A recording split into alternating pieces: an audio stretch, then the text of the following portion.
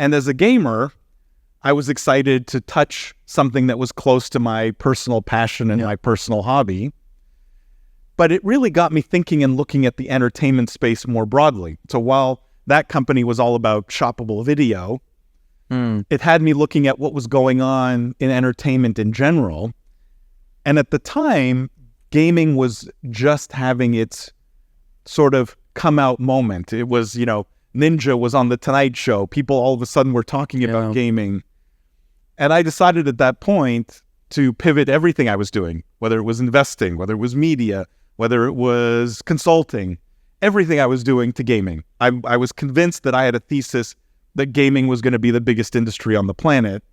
And so all of the activities, all the things that I was really good at, company building, investing, media, content, that kind of thing, I pivoted everything to gaming and have been doing that basically for the last 8 years. Okay, so I wanted to ask, when was that? So for the last 8 years, and it all happened back in Canada, right? Canada was where I really started my career. It's where I built my first startups. It's where I had my big first successes. Even more recently, I founded a company when I was living in Canada that went on to become the 2020 fastest growing company in Canada.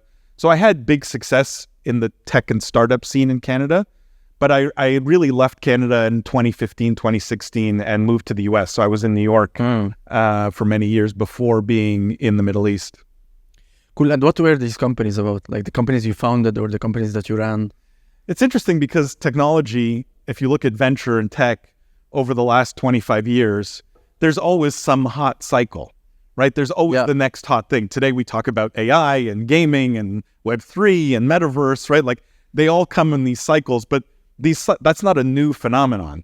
There were these cycles 25 years ago. So in the beginning, it was really social mobile local was the hot first trend that I really capitalized on, where I had this idea to help financial services companies, banks specifically, mobilize their workforce. This is an era before app stores. This is an era before iPhones, right? Where banks... But how would they mobilize? Well, they were starting to give employees BlackBerries, which maybe some of your listeners may not even recognize that term, but it was the iPhone before the iPhone. But they had nothing that they could do with these BlackBerries other than email. Or BBM. BBM. Yeah. And what we did was we came in and we said, hey, we'll develop applications for you on this platform. So maybe you as a field service person or a client representative in the field could use your BlackBerry to access a client record. Things that seem trivial today, but in a world without app stores was actually quite difficult. And we capitalized on that early. And then, the local trend was really hot in venture. So I ended up taking over a company that I had invested in the local space. And what we were doing there was we were trying to figure out, for example, if a woman posted on Twitter, I'm so excited, my boyfriend just proposed. Well, we knew in that moment that woman probably needed a florist, a wedding planner, a limo company. And so we were trying to disrupt the Yellow Pages. What we were trying to do was go after the Yellow Pages and connect that woman in her moment of need with the kind of local services that she might buy.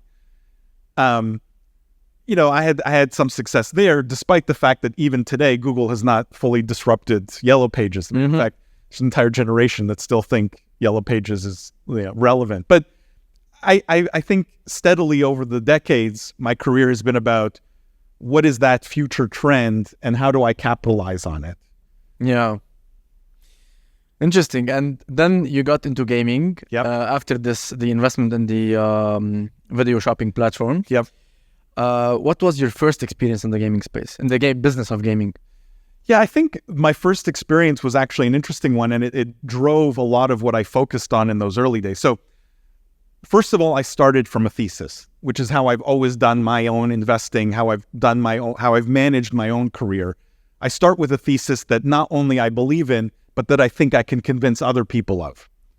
And so I had two elements to this thesis around gaming. One was, if you look at humanity over the last 20,000 years, and this is getting awfully cerebral, but if you look at the humanity over the last 20,000 years, the one trend that's consistent, literally the only trend that's consistent, is work is in decline. And what I mean by that is increasingly machines are doing more and more of the work that we as humans used to do for ourselves.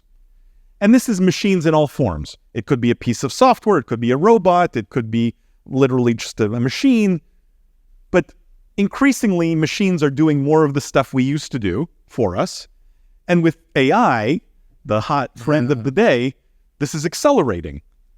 And this puzzled me even at the time, even years ago now, because I thought, why are all these people going to conferences? And at the time, the AI people were, the previous term for that were future of work people. Yeah. Right? They were future of work investors, but they were really AI investors. Let's call it that. And at the time, I thought, why would you invest in the shrinking piece of the pie? If we believe that AI is going to take over and do all this work for us, yes, it's interesting in the moment. You may make money in the moment, but the long-term growth trend is, what do we replace all that work time with? The growing piece of the pie is leisure. It's fun. It's entertainment. So I built this thesis, which I coined, the future is fun. I literally trademarked this phrase because I believe that's where the future of humanity is going, where fun will drive everything we do with our lives. Because at some point, the machines, the robots, do everything for us. It's the WALL-E future where we're fat and lazy and we're sitting in chairs and we're just consumers of whatever. I believe that's where humanity's going, rightly or wrongly, meaning whether you agree with that moral standpoint, this is where the technology is taking us. So that was the first sort of anchor for the thesis. The second anchor for the thesis was the Star Trek nerd in me. And this is why I called my company Holodeck. I don't know if you know what a holodeck is, right? Yeah, but the listeners don't Okay. know that the company is called Holodeck. So Holodeck is the company that you're currently Holodeck is my umbrella business that holds everything I'm doing in gaming. Okay. It's the parent company that everything I do in gaming, whether it's investment, consulting, media, whatever, falls under Holodeck. Okay, cool. Okay. But Holodeck for me had meaning, and it was the second component of my thesis of why I think gaming becomes the biggest industry on the planet. That's the thesis. Gaming will be the biggest industry on the planet, and it won't even be close. We're talking 2 orders of magnitude bigger than the next biggest industry. We're talking about tens of trillions, maybe hundreds of trillions. And it's anchored in that future is fun component. But the second part of it is this idea of holodecks. And a holodeck, for the listeners who are not, or the viewers who are not Star Trek geeks, was a room on a starship. Okay? And you could go into this room and you could ask the holodeck for anything you wanted. So you could say, I want to go skiing in the Blue Genie. Okay. Yeah. And the holodeck would turn into the Alps. In other words, all of a sudden, instead of being an empty room, you've got snow under your feet, it's cold, you have skis on, you're high up, you feel the wind. To your brain, our primitive, primate brain, the holodeck became the Alps.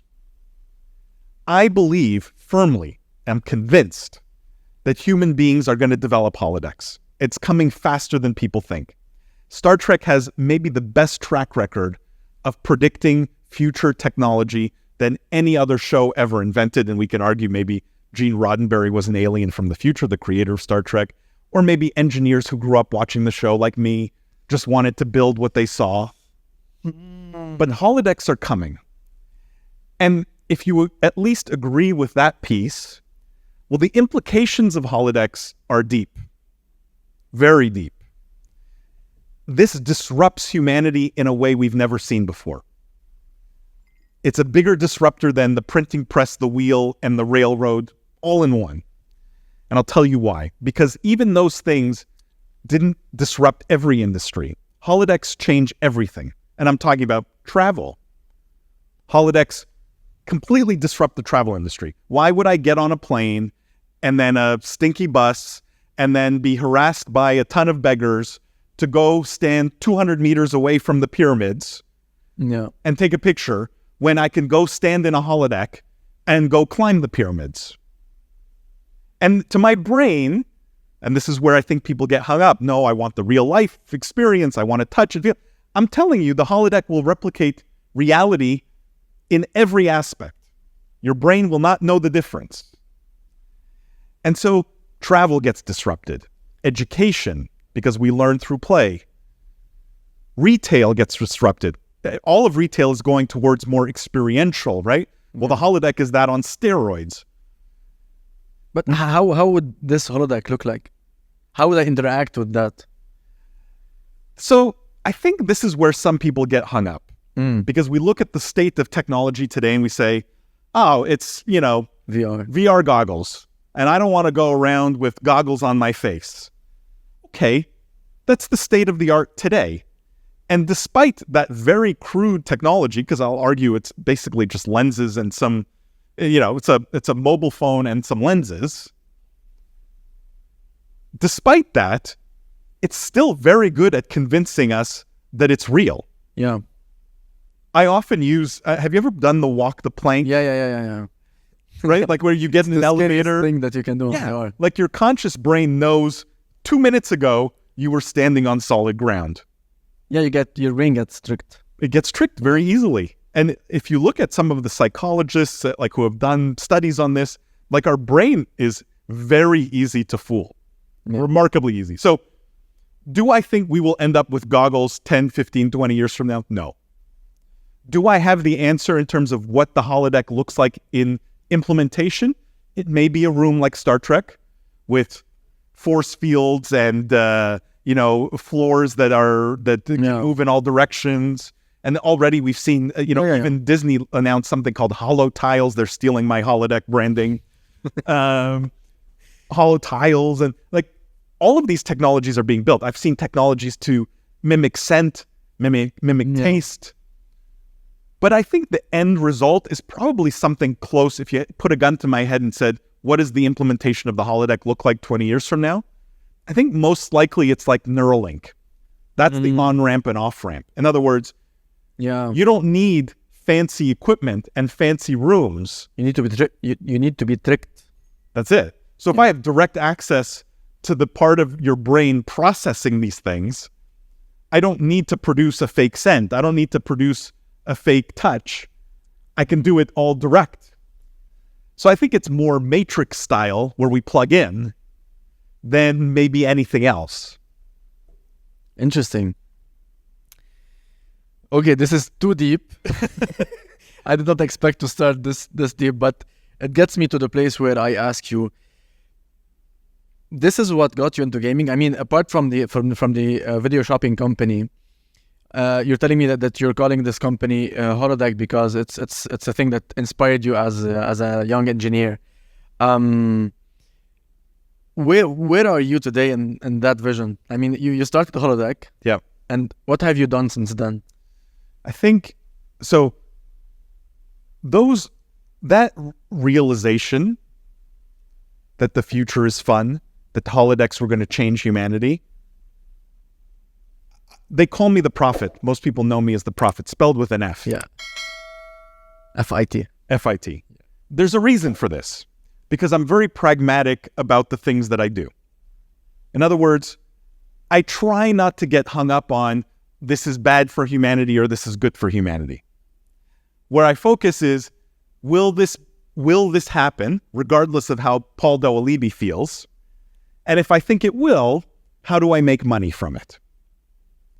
And I think gaming, as a consequence of holodecks, as a consequence of fun and leisure being the growing piece of the pie, gaming becomes the biggest industry on the planet and therefore will be the biggest wealth creator on the planet. So while I can talk about, hey, I'm really passionate about gaming and I'm a gamer since I'm 2 years old and, I want to see this industry flourish and those are nice, lofty goals. But at the end of the day, I see an opportunity for wealth creation that has never existed in the history of humanity.